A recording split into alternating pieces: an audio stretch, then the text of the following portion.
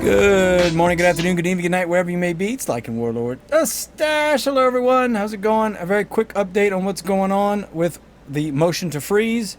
Wright Thurston / True North has responded officially with an opposition to the motion. A lot of juicy details in there, a lot of spicy things coming out, and let's quickly go over it. I have a full live stream from last night where I went over everything in detail. If you want to check that out, I'm going to do a Mama Bear video in between with a lot more detail than I'm putting in this one. All right? So for those of you that don't remember, we had Benefactor file a motion to freeze all of the assets that he claimed was stolen by Thurston. Okay? Now, the merits to which he claimed are this, that he stole 8.6 billion Gala tokens, okay, and a bunch of transactions. He also claims that he transferred over 130 million of those into VASPs, which are basically exchanges. And then the stolen Gala belonged to Gala Games. And then there's a threat to the public, which is mentioned. Thurston's being sued for fraud in numerous cases, and that it's a threat to the public. Okay, so company will suffer damage. Here we go. Company suffered damage. The threat of injury to the plaintiff outweighs whatever damage the asset freeze would cause the defendant.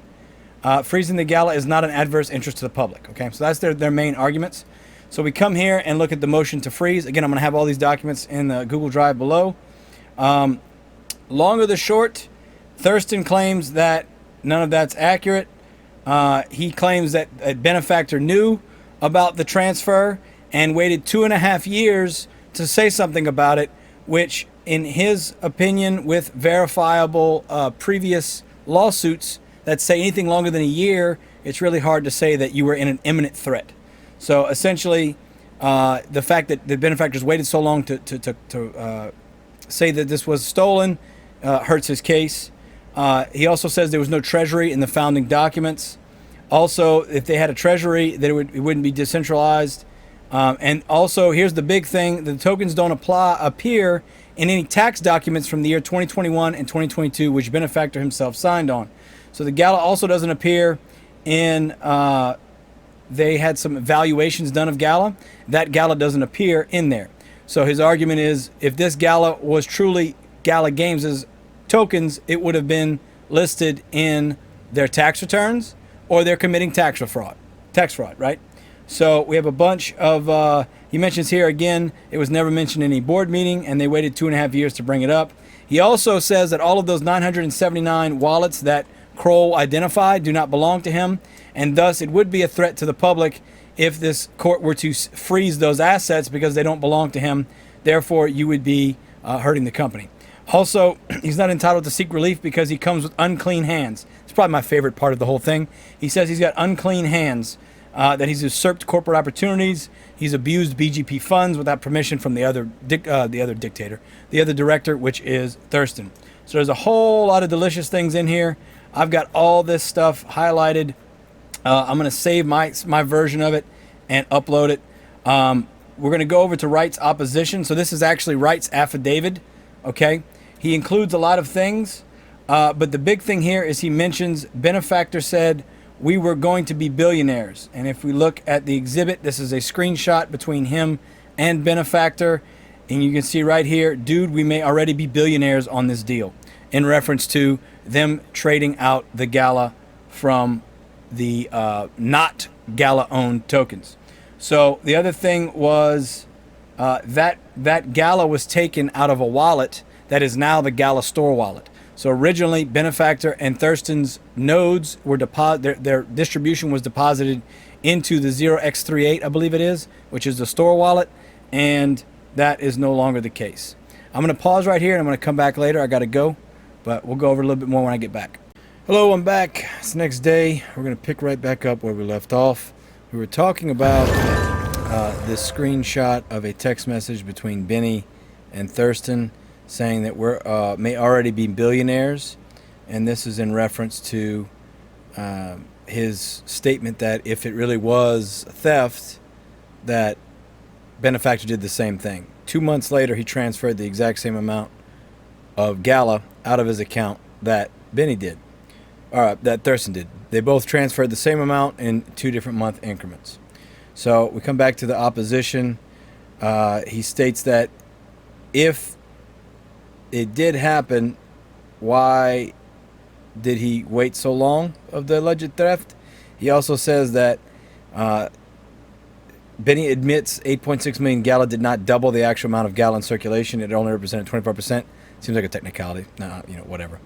But we talk about where the evidence that they went to the regulators, the police, any evidence that this actually was known about and that they were trying to do something about it, right? They didn't prove anything. Only thing they had was BITBENDER's statement and who else was it? Travis Allen's statement. Okay, so those are going to get disputed as well in the other affidavits. Third, both BENE and Thurston had access to all the Gala in the wallets at issue and thus could have pulled the rug out from BGP at any time but didn't. So he's trying to nullify the argument that there was the threat of a rug pull because either of them could have done it. And then he also admits that he engineered a way to destroy the value of True North Gala by doing the V2. Thus, there is no credible excuse for the 2.5-year delay, only an explanation. The True North Gala did not belong to BGP. BGP did not have the rights to control it or control how it was used. So again, the motion to freeze is not valid because those wallets don't belong to Thurston and True North, allegedly. Further, since they have nothing to do with it, the court would be freezing someone's assets that's not involved, and that would be not good. BENE has not established an irreparable injury. He basically says here that any amount that he claims he could be awarded or rewarded, that Thurston would be able to provide. So there's no reason for that. BENE has not established a substantial likelihood of success. BENE admits that he knew Thurston had moved the Gala when it occurred, and Schermeyer did the exact same thing 2 months later. So he's alleging here that BENE did the same thing. So if it was theft for Thurston, then it should be theft for BENE. Further, the billions of Gala BENE claims belong to the Treasury are not reflected anywhere in corporate documents. They do not appear in any tax returns, including returns verified and signed by BENE. So that's, to me, that's pretty damning right there, right? If and I can see people arguing, well, they didn't mint the Gala, so they didn't claim it. Regardless, those are considered company assets. They should have been reported in the tax returns. At least that would be my understanding. So we're going to go quickly to the taxes here. They show taxes in 2020, and it shows 1.4 million. Then we look at taxes in 21. Blockchain partners, right? 731. 315 million. So basically, there's some highlighted bits in here, but what's important to know is that BENE signed this, right? Now, this is the best part of it all. BENE signed this in November of 2022 from Hawaii. So I just wanted to share that for you. BENE signed the tax return for Gala Games from Hawaii. So that's pretty cool. And then again, we're going to talk about the valuation of the company. So the tax return is kind of weird, right? But if we look at the taxes for 2021, they mentioned 731 in assets, right? We come to the Carta evaluations. This is something that BGP paid for to have done of Gala Games, and they concluded the value of the company was $76 million. So that Gala that's claimed that's stolen is not included in this valuation in 2021. And again, if you look at the date on it, the valuation was May 31st, which would be after. Is it after or before? Hold on, let me look. All right, so I wasn't correct. They're alleging that on February 3rd, 2021 is when he stole it. So the money wouldn't have been in the company at that point, right? So it's not in the valuation. So I don't know. I guess that does make sense. If he stole it, it wouldn't be there. And also, he said a couple months later, BENE did the same thing. So BENE's money wouldn't be there either.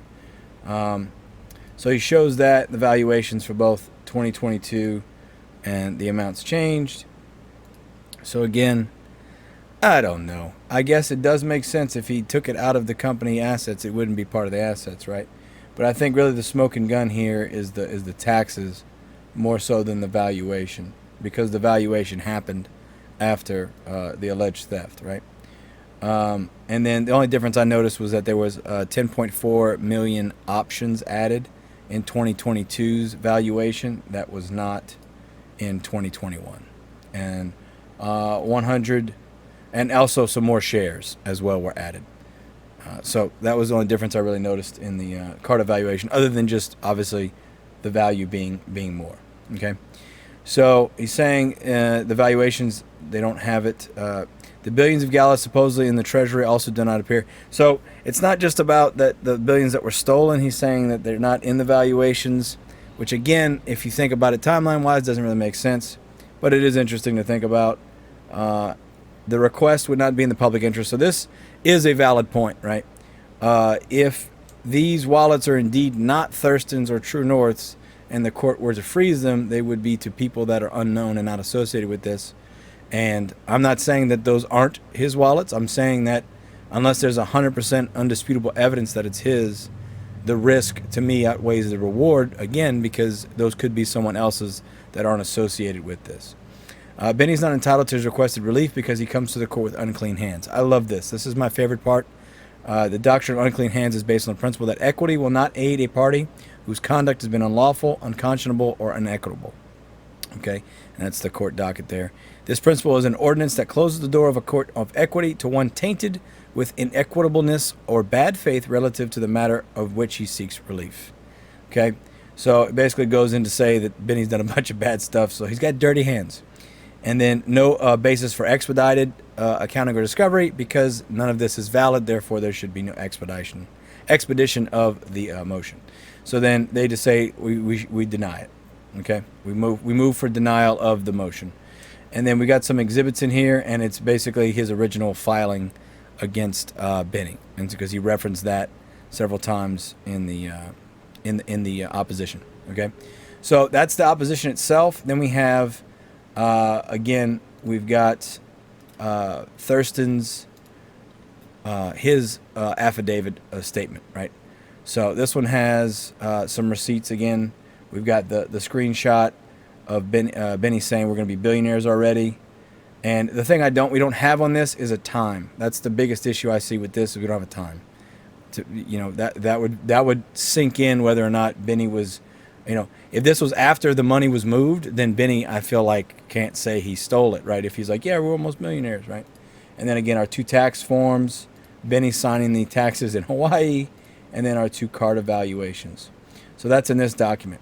Now we have a declaration from Stephen Waters, Brant Frank, and Stephen Miller. Now all of these basically say Bitbender wasn't a part of the company long enough to know anything about the blockchain parts, as well as Travis Allen was never a senior programmer or whatever. He was basically told what to do, and that's basically all these state. Okay, there's not much to see here. The big one, the big dog, is here, the affidavit from Jennifer Miller. Now Jennifer Miller's affidavit has a whole lot of receipts, and this one's much more damning, I would say, than any of the others comparatively. The other ones are just trying to discredit the 2 affidavits that were submitted on Benny's behalf. This one's bringing some heat. Okay, she worked from 19 to 20, bookkeeping for BGP. Okay, at that time, BGP sold 20,000 nodes, or allocated, right? 14,000 went to Benny and Thurston. Another 1,000 were sent to Connected. The remaining 5,000 were sold to users. Initially, a single wallet was set up to receive the Gala for True North and Benny's nodes. Okay, so this is what I was talking about. This address is the current store wallet. So the original wallet that they were receiving their distributions for was, and it is now, the Gala store wallet. And I have that saved in my Etherscan. Bitbender had verified that for me a long time ago, that was the Gala store wallet. Okay, I've sent a spreadsheet called Gala Metrics, authored by Benny in 2020. It directed the revenue for BGP would be earned in 4 ways. Okay, so that's here. There's a lot of good stuff here. That'd be something to go over in the future. Big thing to note is that everything was planned to be done over a 7-year time frame. Revenue split from blockchain and FTP would shift from 60-40 for the first games to 90-10 over time. Basically, more FTs. How much they would focus on this. Node licenses would pay 7% of the FTP revenue and additional blockchain sales to cover server hosting. And then blockchain assets would turn over about 5 times over the life of a game. They're expecting the games to last 7 years. And there you go. We used actual data from Townstar to predict high, low, medium scenarios. So that's where they got this information here, the performance of the games. On September 11th and 12th of 2020, Gala was initially minted to the Ethereum blockchain. There was a bulk mint in 1 million and then another one in 19 billion. And we've got that here, and those transactions I looked, and you can verify those. Okay. So the other thing is here, to mitigate the single point of failure by having all the Gala in one point, BENE and Thurston caused 19 billion Gala to be spread out from the joint wallets to 99 wallets. Okay, that's very, very important. 99 wallets, not the 43 we saw, not the 60, 99 wallets. And that was done on September 14th, 2020. So I'm sure there's a way we could try and see that, right? I didn't get a chance to do that yet. This is going to be a quick rundown, right? But then here, on December 31st, 2020, BENE or someone at his discretion transferred 107 million Gala to his personal wallet. Okay, so I found that transaction right here. So that happened. Because half of the Gala in that joint wallet belonged to BENE, I did not believe there was any issue with the transfer. Assuming a modest price of 0.001, the minting in September 2020 generated $29, almost $30 million in value. None of this was recognized as revenue by BGP for the earning of the receiving these 19.6 Gala. Okay? As far as I understand, on BGP's tax returns, which I assist in preparing, they do not recognize any of the Gala. So here's where we talk about the tax fraud. This is where it gets dangerous for BENE, is he's the one that signed both of those forms, by the way. The taxes in 2021 are right. He signed here, okay, in 2021. Now, if we go to 2020, I know I saw. I should have saved it. I didn't save it. Let's go to the beginning. I think it was closer to the beginning. Here we go. President. It just says president. Right there. I know I saw his name on here somewhere. Let me pause and I'm going to try and find it. All right. So here we've got president. And that's the only way I can. Basically, it was filled out by a paid preparer. So this Huber Erickson Duomen or whatever. So we just see president on here. I did want to point out this was highlighted, not by me. It shows the amount of Gala they're claiming in their assets is only $301,000 worth. So to the point of Jennifer's post, they didn't claim this 19.6 billion, which would have been about $30 million. So again, they didn't claim that. That's iffy. February 3rd, 2021, True North elected to transfer part of its share of the Gala from the joint wallets into 43 wallets solely controlled by BENE, by True North. Then transferred part of his share. BENE transferred his share on April 15th. So both of these transfers occurred before the valuation. So again, that's where it's like, okay, they shouldn't have been counted if they weren't company assets, and it doesn't appear that they were. But they also wouldn't be counted if they were stolen, right? So I don't know. I don't know either way. 67 million Gala to be sent from 4 jointly controlled wallets for SANDBOX. So she's got these are all wallets. Notice they're called Eric 1, Eric 3. So these are some of BENE's wallets. You can see they call BENE's main wallet that he shows off is Eric Gala app. So now we can research these, and I'm going to do that later, these wallets. Also, on March 1st, 2021, a segregated wallet was funded by True North and BENE, and this is called the segregated wallet. The wallet was a shareholder capital contribution and constituted the only company wallet funded by BENE and True North together. So that's saying there's no treasury, again, right there. And then they got the transaction here. Based on my review of the blockchain records on April 15th, 2021, there was more than 30 billion Gala in circulation.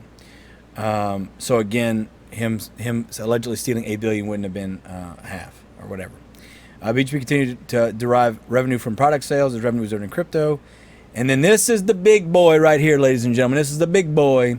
It was routinely liquidating this earned Gala through Jason Brink's account at crypto exchange Binance. You see that? I'm going to highlight that again. Do you see that? We're going to go ahead and make that pink. This person is testifying under threat of perjury that they were liquidating assets through BITBENDER's account on Binance. Now notice our timeline here. April 15th, June 13th, 2022. Okay? See our timeline here? Would you like to see something interesting? When they put Bitbender's wife as secretary and treasurer, that was on June 15th, 2021. Huh. So that falls in line with this timeline, doesn't it? And then do you know when they got everything back to normal? That was July 6th, 2022. Huh. That's right after this. When BGP liquidated roughly 2.1 billion Gala for around 515 million and 2,000 ETH worth in excess of 4.2 million. Huh. I wonder if that's why Bitbender's wife was added as the president and secretary and treasurer, in case you guys forgot about that. But we're going to get to Bitbender's wife in another video. But yes, we have a lot of stuff in this video, or in this. We have more liquidating assets. So this is talking about BENE liquidating 2 million Gala in June. 2 billion Gala, excuse me, 2 billion Gala. And this is shown right here. BGP continued liquidating the segregated wallet at Binance and Genesis until the wallet was completely depleted in January 23. So they were using that to fund. Okay? And we've got more. We don't have full transactions, but we've got a spreadsheet of information. After the segregated wallet was liquidated, BENE began liquidating funds from the BENE wallets. BENE transferred in excess of 1 billion Gala from the joint wallets without authorization from True North. So that's alleged there. I declare independent of perjury. So Jennifer Miller, whoever she is, MVP, coming up with all the receipts. And at the end of the day, as they say, the truth will come to light. But yeah, that's a quick roundabout of what's going on here. If we directly compare BENE's to Thurston's, BENE's got Bitbender and Travis Allen speaking with no evidence. Didn't seem like it. It was just kind of, I thought this, I remembered that, right? Thurston comes in, he's got screenshots, he's got tax returns, he's got corporate valuations, and then his affidavits, 3 of them were just talking as well, but one, Jennifer Miller's, spicy. A lot of good stuff in there. So, that all being said, I'm going to put all these in a Google Drive link down below so you guys can see them if you want. I'm also going to have a link to Discord, which is the easiest way to get a hold of me if you need me. Got links if you want to support the channel. As always, I'm glad you're here. I appreciate you being here. I love you. I'm liking Warlord. The stash. Question everything. Bye-bye. Ooh, you made it to the end of the video. Thank you so much for watching this video. I want to shout out my Patreons from Patreon, and my new YouTube members as well. I got that going. Appreciate all of you. Thank you so very much. Your help has been crucial to keeping me alive and keep streaming and keep helping and hopefully entertaining you along the way. Anything I can do to make it more worth your while, please let me know down below. Also, you can find me on my Discord. I have my Discord server link down below, Patreon links down below, and then membership should be somewhere around here.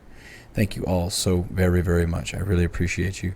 And I look forward to the future, and I hope you will come along for this journey with me. Thank you. Take care.